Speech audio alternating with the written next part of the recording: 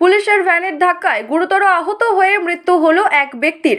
এই ঘটনাটি ঘটেছে ইসলামপুর থানার ধুলিগাঁও মোড় এলাকায়। দুর্ঘটনা হওয়ার সাথে সাথে ব্যক্তিকে তড়িঘড়ি রামগঞ্জ হাসপাতালে নিয়ে যাওয়া হয়। সেখানকার কর্মরত চিকিৎসক তাকে মৃত বলে ঘোষণা করেন। মৃত ব্যক্তির নাম সোহরাব হোসেন, বয়স 50। পুলিশের গাড়িটি অত্যন্ত বেপরোয়াভাবে যাচ্ছিল বলে অভিযোগ। খবর পেয়ে পুলিশ যায় ঘটনাস্থলে। এদিকে এই ঘটনার পর স্থানীয় মানুষজন পথ অবরোধ করে বিক্ষোভ দেখান। পরে পুলিশের হস্তক্ষেপে স্বাভাবিক হয় পরিস্থিতি। অঞ্চল সভাপতি আব্দুল সত্তার বলেন, অত্যন্ত দুর্ভাগ্যজনক ঘটনা। পুলিশের তদন্ত করে দোষীর বিরুদ্ধে পদক্ষেপ গ্রহণ করুক। ইসলামপুর ব্লকের সহ সভাপতি কামাল উদ্দিন সুজালি অঞ্চলের প্রেসিডেন্ট আব্দুল সত্তার বলেন, পুলিশের গাড়ির ধাক্কায় ওই ব্যক্তি মৃত্যুর সঙ্গে আজ পাঞ্জা লড়ছে। পরিবারটা যাতে সুবিচার পায়, আহতের পরিবারের পাশে পুলিশ ও দলগতভাবে আমরা থাকব। বিনা লাইসেন্সে কেউ যাতে গাড়ি না চালান, সেই তার জন্য পুলিশের কাছে অনুরোধ জানাবো। গাড়িটা নিয়ে ঘোরাতে যাচ্ছিল আগে থেকে। একটা পুলিশের কনস্টেবল পুলিশের গাড়ি এখানে চালাতে গিয়ে মহামান্তে একটা দুর্ঘটনা ঘটিয়ে দিয়েছে। তাতে একজন ব্যক্তি এখানকার খুব গুরুত্বপূর্ণ, এখনও পর্যন্ত সিরিয়াস। কেউ বলছে মারা গেছে, কেউ বলছে যায়নি। আমরা হসপিটালে পাঠিয়েছি তদন্ত করে, যেটা বাস্তব সেটা নিয়ে এলাকা যেন শান্তি থাকে। যারা দোষীকার উচিত যেন তারা পরিবার, যাদের আজকে পরিবারের ব্যক্তিকে লেগেছে, তারা যেন সঠিক বিচার পায়, এটা আমরা দেখছি।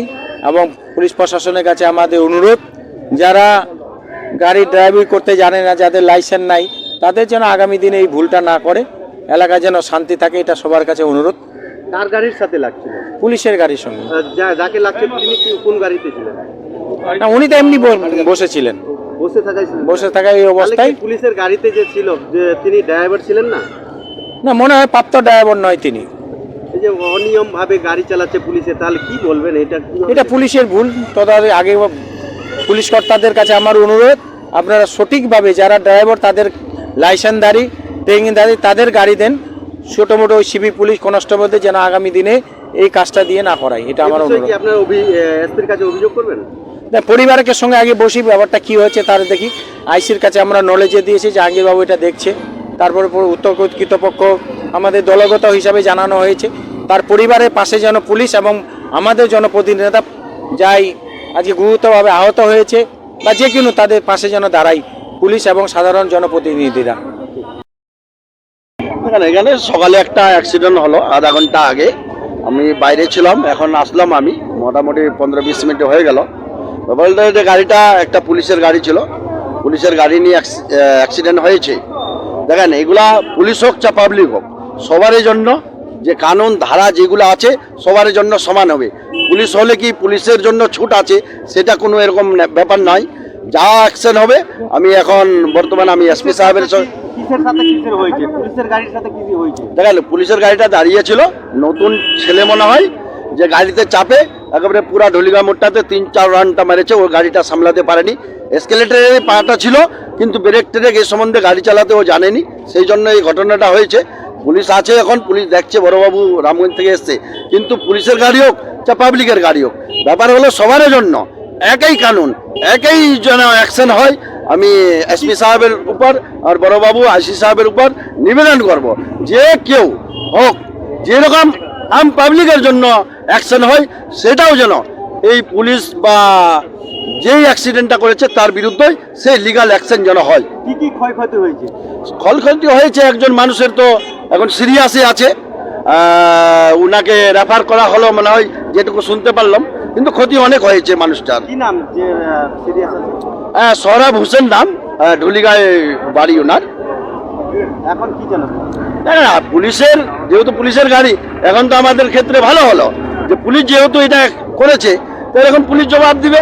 যেরকম পাবলিশের সঙ্গে ব্যবহার করে যেন ওই যে অ্যাক্সিডেন্ট করেছে যে পুলিশ, ওনার সঙ্গে সেই ব্যবহারটা যেন হয়। যে গাড়ি চালাচ্ছিল তিনি কি আদৌ ড্রাইভার ছিল? না, এখন বলতে পারছি না। ড্রাইভার হলে তো কন্ট্রোল করতো।